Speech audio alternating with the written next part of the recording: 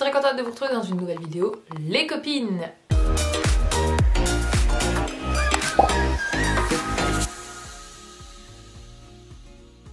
Aujourd'hui, j'ai demandé aux filles de répondre aux questions j'ai jamais, mais concernant notre vie de maman, qui prouve complètement qu'entre ce qu'on imaginait et ce qui est la réalité quand on devient maman, c'est deux choses différentes. Ou même quand on est papa, je vous assure. Hello là. Alors c'est parti, je vais répondre aux questions que tu m'as envoyées sur j'ai déjà, j'ai jamais.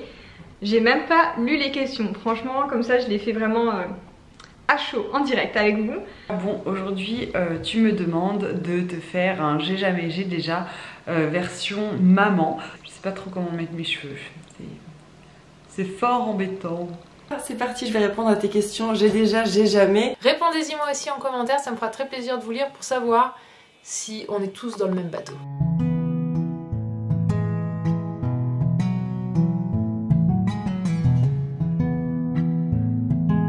Oui, et c'était le genre de choses que je n'aurais pas pensé faire, qui ne m'avait même pas traversé l'esprit avant de devenir maman. Mais oui, je l'ai fait, j'ai humé les fesses de mes deux enfants et je pense que j'humerai les fesses du troisième. Pour ça, je le fais tout le temps, tous les jours. Oui, donc oui, ça je pense que c'est logique. Évidemment, j'ai déjà. Alors évidemment quand t'es maman t'as déjà senti les fesses de bébé plusieurs fois par jour.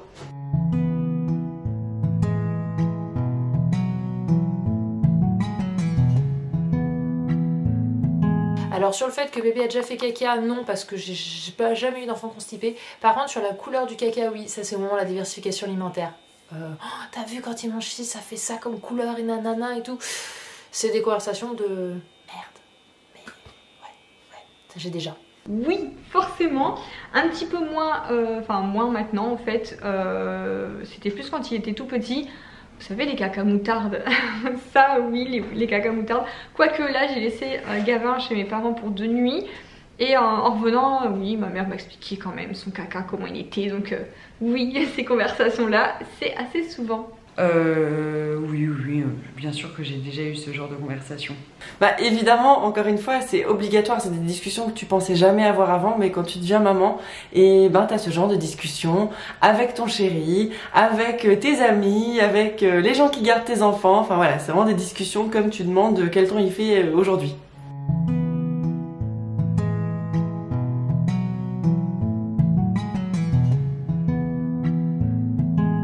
Ça fait pas très longtemps que je le fais, mais oui, pour Eden et même pour Lily, parce que des fois il y a des choses quand on parle par exemple de nos futures vacances, je vais dire oui tu sais on part bientôt à la MER et du coup il faudrait faire les VALISES, voilà, pour être sûr que voilà, des choses que je peut-être pas qu'ils sachent encore, voilà. Ça m'arrive d'épeler des mots et du coup je vois la personne qui se concentre à reconstituer le mot derrière, c'est très drôle. Pour l'instant non, je dirais, ça ne nous est jamais arrivé. Gabin on trouvait qu'il était encore trop petit peut-être pour comprendre, mais on n'a rien à cacher pour l'instant. Enfin, cette situation n'est pas encore arrivée, mais je pense qu'elle arrivera. C'est obligé, elle arrivera un jour ou l'autre. Évidemment, j'ai déjà. Oui, j'ai déjà évidemment éplé un mot à Connor parce que je voulais pas que les enfants comprennent de quoi je parlais.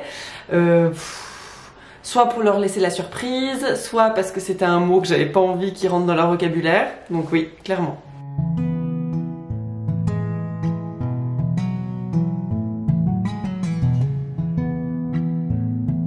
Oui, j'ai déjà, je me cache pas, c'est pas pour le but de me cacher, mais parce que voilà, je sais que par exemple ils ont déjà eu leur goûter, etc.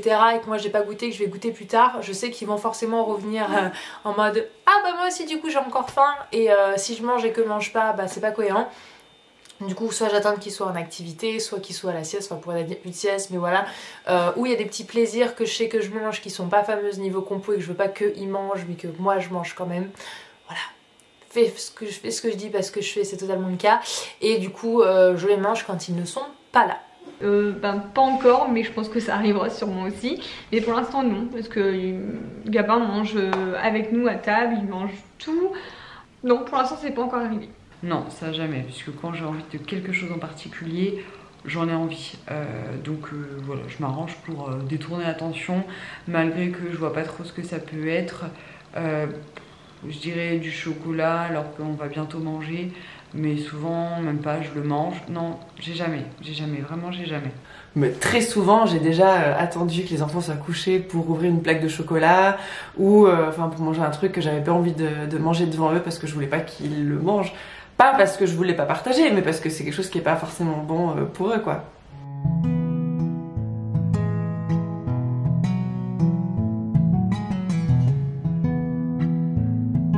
Oui, mes enfants ressemblent énormément à leur papa, déjà ils sont blonds, donc déjà c'est pas moi, je n'ai jamais été blonde, j'étais châtain très clair, toute petite, mais bon, ce n'est absolument pas resté. Et oui, on me dit souvent que mes enfants c'est tout le portrait de son père. Alors oui, en fait c'est vrai que Gabin, même nous on sait pas dire à qui il ressemble ici. À moi. Voilà, lui le père il va dire lui, mais en fait franchement on voit pas du tout. Alors il y en a qui vont dire que c'est tout Greg, il y en a qui vont dire que c'est tout moi, mais je crois qu'on dit plus souvent que c'est tout Greg quand même. À mon grand désespoir. Oui, mes 2 enfants physiquement ressemblent à Thibaut. Voilà. J'ai aussi le droit à ça, c'est tout toi. Parce que ma fille a apparemment mon caractère. Voilà. Évidemment, moi je n'ai pas, mes enfants n'ont pas mon physique alors que je les ai portés pendant 9 mois. Ils ont mon caractère. Et j'en suis fière. Oui, on m'a déjà dit que Léo c'était tout le portrait de son père, on m'a déjà dit qu'Axel c'était tout le portrait de son père, on m'a déjà dit que l'un et l'autre c'était tout moi. Finalement les gens ont chacun une opinion très différente sur le sujet.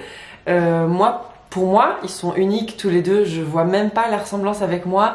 Je vois plus la ressemblance avec Connor évidemment, mais par exemple avec moi je vois pas les ressemblances, c'est ouf hein.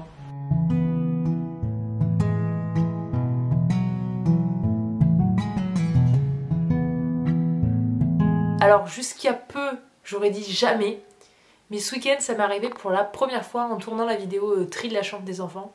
J'ai fait une marche arrière et du coup j'ai pas vu le petit jeu et j'ai pas eu très mal, mais ça fait pas du bien, ça c'est clair. Oui, ça c'est déjà arrivé, hein. Gabin il laisse ses petites voitures par terre partout et c'est sûr, oui, je crois que je me suis déjà fait mal aux pieds. Non, ça m'est jamais arrivé. Bah, évidemment, je me suis déjà levée au milieu de la nuit et j'ai marché sur un Lego, un Playmobil, un truc qui traîne, qui te fait bien mal sous la plante des pieds. Même en pleine journée, ça peut arriver d'ailleurs.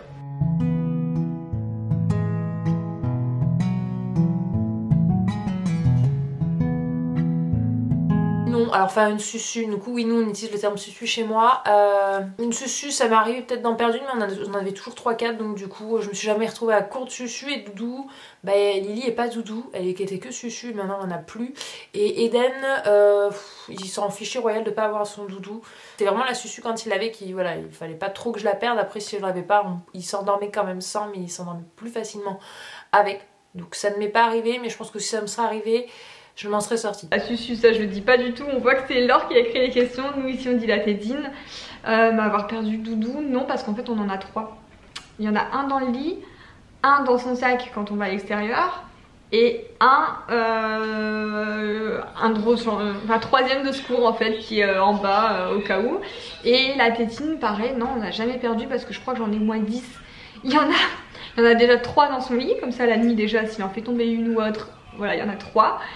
Et puis la journée, bah, il réclame pas la tétine, donc en fait, non. C'est jamais vraiment arrivé. Jamais. Mes enfants ne prennent pas la lolette, donc c'est jamais arrivé. Les doudous, ils en ont eu, mais très tardivement. Et Axel, ouais, j'ai déjà perdu son doudou 2 fois. Parce qu'il s'amuse toujours à le balancer par-dessus bord de la poussette. Donc en général, quand je le récupère à la crèche, je mets directement le doudou sous la poussette, parce que s'il le garde en main, à coup sûr, il le jette par-dessus bord. Et si j'ai pas les yeux, ben du coup, c'est paumé.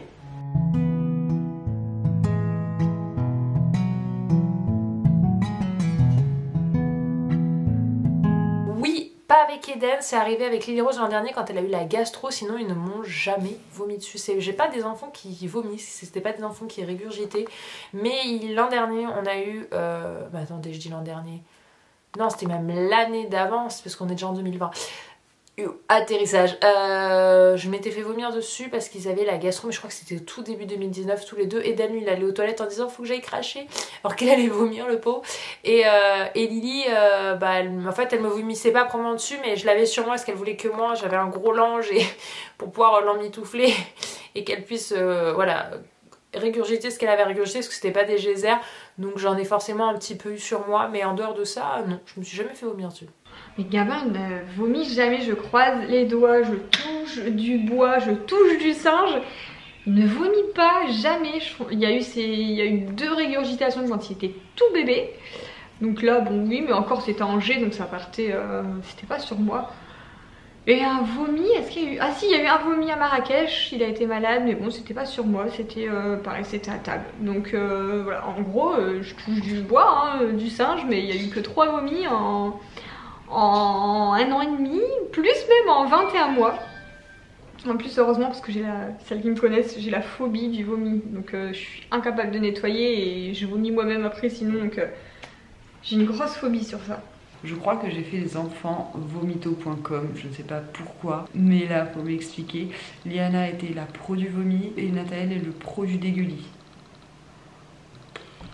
Nous, on est refait. Je vais vous dire qu'une garde-robe, chez nous, on a le droit à 3 tenues chacun par jour. Hein. Autant pour les enfants que pour nous. On est niveau écolo, avec la machine à laver, on est 0 les gars. Hier soir encore, je me suis fait vomir dessus par un de mes enfants. Ouais. Évidemment, ça c'est des trucs qui arrivent quand on est parent.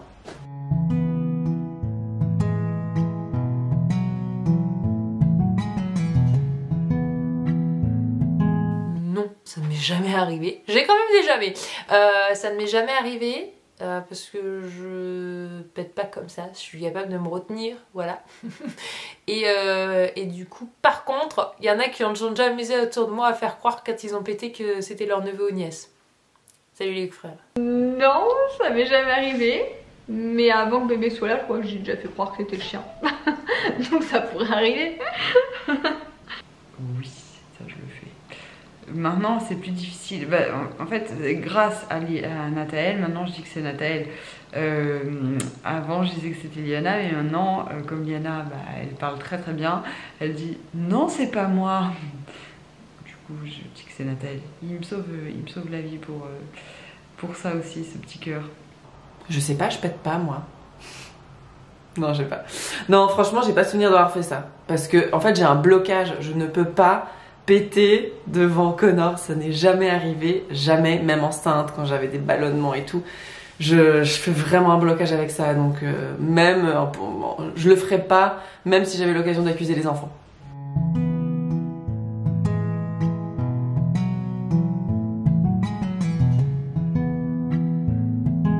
Oui, alors c'est pas directement, par exemple le côté têtu, Anthony il est pas têtu, mais dans sa famille ils sont très têtus. Et du coup je lui dis tu vois ça, hein, ça c'est ton côté, hein, c'est pas mes gènes.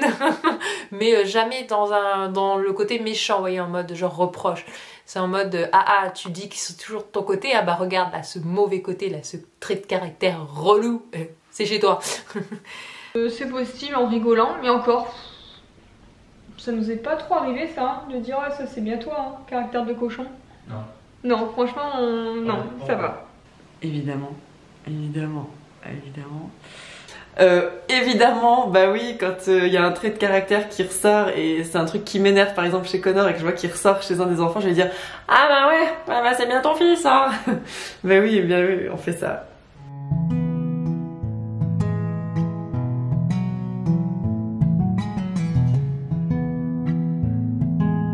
Ça n'est jamais arrivé. Déjà j'ai pas des enfants caractère capricieux, parce que je pense qu'après c'est vraiment une question de caractère. Genre ils sont jamais roulés pour obtenir quelque chose. Dans les magasins ils sont pas du genre à vouloir quelque chose. Après ça peut arriver à plein de parents, hein. Ça veut pas dire qu'ils sont mal élevés, c'est juste aussi je pense des caractères d'enfants. Et non, ça ne m'est jamais arrivé. Mais j'avoue que si un jour ça m'arrive, c'est genre situation où... Tu es en train de faire quoi là? Alors pas au point où il se roule par terre, mais on a eu une scène en extérieur où franchement on a eu du mal à gérer le truc, c'était à Disney. Voilà, c'est la seule fois franchement où ça a été très compliqué. En fait on était avec un groupe d'influenceurs, donc on devait se suivre et aller d'un endroit à un autre. Mais en fait Gabin était le plus petit, et Gabin est dans la période où il ne veut plus rester en poussette, donc impossible de mettre dans la poussette, il se débat etc. Il veut marcher, sauf que il veut aller un peu où il veut lui, et suivre un groupe qui marche vite c'était impossible. Donc là ouais, ça a été la crise, on a voulu prendre un bras, il voulait pas parce qu'il voulait marcher. Donc ça a été la crise, comme il voulait pas qu'on le prenne à bout bras, bah, il s'est mis par terre, il a hurlé. Et ouais, là c'était très dur. Et c'est typiquement le genre de situation où je me disais toujours avant d'être maman, j'espère que ça m'arrivera jamais. Mais en fait je pense que ça arrive à tout le monde. Et voilà, c'est à nous de gérer. Heureusement qu'on était deux, que Greg était là avec moi, parce que moi toute seule, je pense que c'est dur à gérer, hein. Franchement, chapeau les mères qui gèrent des crises comme ça toutes seules. Liana, c'est déjà arrivé qu'elle soit un peu têtue, mais souvent je me mets à courir et je lui dis viens vite on court, on fait la course. On n'en arrive jamais jusqu'aux colères, donc voilà. Non, ce n'est jamais arrivé les colères en magasin ou à l'extérieur. Voilà. J'ai déjà eu droit à une scène en extérieur avec un enfant qui se roulait par terre, bien évidemment. Léo, c'était au tout début de ma grossesse, quand j'étais enceinte d'Axel. Ça lui arrivait assez régulièrement d'être un peu dans le conflit, dans le non, enfin c'était non pour tout. Et très souvent quand j'allais le chercher à la crèche, on mettait genre 2 heures pour rentrer parce que il voulait pas avancer, il voulait pas aller en poussette, il voulait pas que je le porte, enfin rien n'allait quoi, c'était compliqué. Donc là on a eu le droit à quelques jolies petites crises en public. Pour le topo, donc il y a quand même une grosse partie de oui. Et j'ai hâte de voir si les copines aussi. En tout cas, j'espère que cette petite vidéo vous aura plu, vous aura bien fait rire et que j'espère que vous saurez vous aussi retrouver dans ces situations. Je vous fais des bisous, je vous dis à mardi pour un vlog et à la semaine prochaine sur la chaîne de Valentine pour une nouvelle vidéo. Les copines, bisous. Donc voilà, j'ai terminé de répondre aux questions et j'ai hâte de voir les réponses des copines. Sur ce, il y a plein de gros bisous et gros bisous Laure. J'espère que ça t'aura plu, j'ai beaucoup de G déjà, hein, je pense comme beaucoup de parents, donc hâte de voir vos petites questions les filles, vos petites réponses. Gros bisous. Voilà, alors j'espère que j'ai répondu à toutes tes questions, je me réjouis de voir les réponses des copines et je vous dis à bientôt.